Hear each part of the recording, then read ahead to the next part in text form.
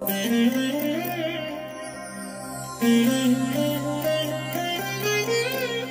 దినం పరము నుండి దిగివచ్చు మాట. ఇది నీ జీవితానికి వెలుగుల బాట. నీ ఒడిలో ఉంచబడిన దీవెనల మూట, అద్భుతాల ఆనంద ఊట. జూలై 25 సంవత్సరమంతా మీరు బైబిల్ చదివి ముగించడానికి ఈ రోజు మీరు చదవలసిన లేఖన భాగం ఉదయం 37, 38 కీర్తనలు, సాయంత్రం అపోస్తుల కార్యములు 26వ అధ్యాయం. ప్రభునందు నా ప్రియమైన దేవుని బిడ్డలారా, మీ అందరికీ నా ప్రశస్తమైన వందనాలు.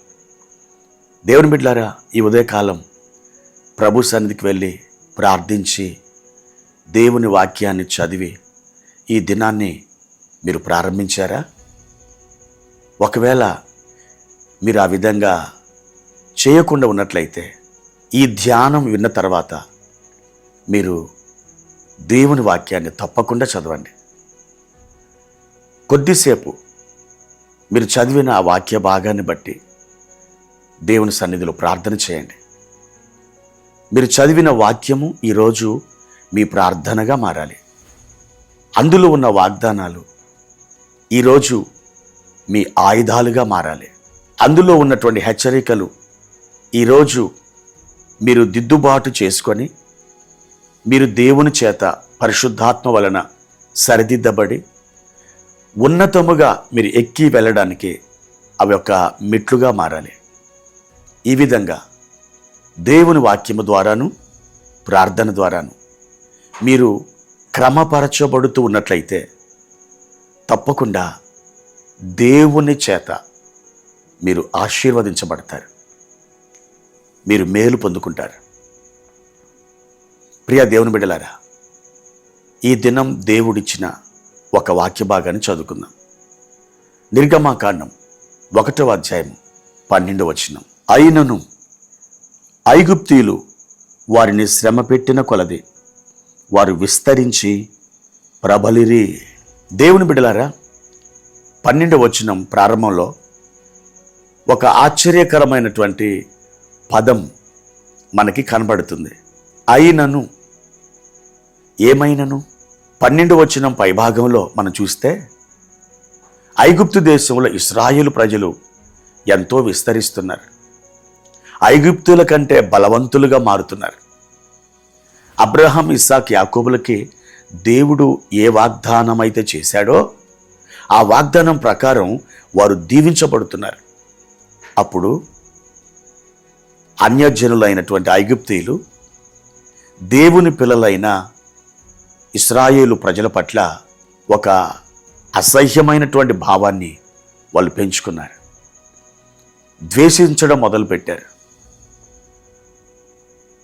అప్పుడు ఫరో యొక్క అధికారులు ఈ ప్రజల్ని శ్రమ పెట్టడానికి ఫరో కొరకు ధాన్యాదులను నిల్వ చేసే గిడ్డంగులను, పీతోము, రామశేష అన్నటువంటి పట్టణములను కట్టమని ఆ అధికారులందరూ కూడా ఇశ్రాయేలు ప్రజల్ని ఎంతో శ్రమ పెట్టారు. ఆ శ్రమలో ఈ ప్రజలు అలసిపోయారు, బహుబాధ నొందారు. అలాంటి పరిస్థితుల్లో 12వ వచనం ప్రారంభమవుతుంది. మొదటిగా ఉన్నటువంటి ఆ పదం అయినను అంటే ఈ ఐగుప్తీయులు, ఈ ఫరో రాజు, అతని యొక్క అధికారులు వీరందరూ హింసిస్తున్నప్పటికీ, ఈ ప్రజలను బహు బాధ పెడుతున్నప్పటికీ వారు విస్తరించటం ప్రారంభించారు, వ్యాపించటం మొదలుపెట్టారు. దేవుని ఆశీర్వాదం వారి యందు సమృద్ధిగా నెరవేరడం ఆ శత్రువులు చూడగలుగుతున్నారు. ప్రియ దేవుని బిడ్డలారా,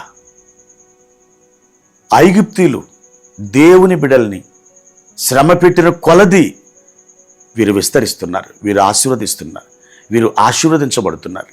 ఈ దినమున మీరు ఏ శ్రమ చేత మీరు బాధింపబడుతున్నారో, శ్రమ పెట్టబడుతున్నారో, వేదనమయముగా మీ స్థితులు మారిపోతున్నాయో, దేవుని బిడ్డలారా, అవన్నీ కూడా మీకు మేలుగా దేవుడు మార్చబోతున్నాడు. ఆ శ్రమ, ఆ ద్వేషం, పలాని శత్రువులు మిమ్మల్ని ఏదో చేసేస్తారని మీరు అనుకుంటున్నారు. వారు ఏమి చేయలేరు. పైగా ఆ శ్రమ మిమ్మల్ని ఆశీర్వాదంలోకి తీసుకెళ్తుంది. దానిని చూచిన శత్రువులు ఒక్కసారిగా గుండాగిపోయి పరేషాన్ అయిపోతారు. ఒకవేళ దేవుడు మిమ్మల్ని ఆశీర్వదిస్తున్న తీరును చూచి వారికి హార్ట్ అటాక్ వచ్చినా ఆశ్చర్యపోన అవసరం లేదు.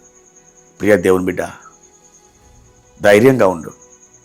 ఏ శ్రమ నిన్ను నాశనం చేయలేదు. మనుషులు పన్నుతున్న ఆ కుట్రలు మిమ్మల్ని ఏమాత్రం బాధించలేవు. వారి ముందు దేవుడు మీ తలను పైకెత్తి ఆశీర్వదించి ఉన్నతంగా నిలబెట్టబోతున్నాడు. మీరు నమ్మండి. ఒక గొప్ప మేలు మీ కొరకు ప్రభు అయిన యేసుక్రీస్తు వారు ఆయన పట్టుకొని వస్తున్నాడు. ప్రార్థన. ప్రేమ కలిగిన తండ్రి, మీ ఘనమైన నామానికి స్తోత్రాలు. ప్రభువా, ప్రతి శ్రమ ఒక గొప్ప మేలుగా మీరు మార్చగలిగిన సమర్థుడు. మా తండ్రి, ఈ ఉదయకాల సమయంలో మా ప్రియులు ఎవరైతే కష్టాల్లో, బాధల్లో, దుఃఖములో, వేదనలో ఉన్నారో మా తండ్రి, మీరు వారిని విడిపించండి. వారి పట్ల ఘనమైన కార్యాలు మీరు జరిగించండి. ఈ దినమున వారి జీవితంలో మీ మహిమను కనుపరిచి ఒక సాక్ష్యం జనముల ముందు నిలబడి వారు చెప్పుకున్నట్లుగా కృప చూపించండి. యేసయ్య నామములో ఈ ప్రార్థన అడుగుచున్నాను తండ్రి. ఆమెన్.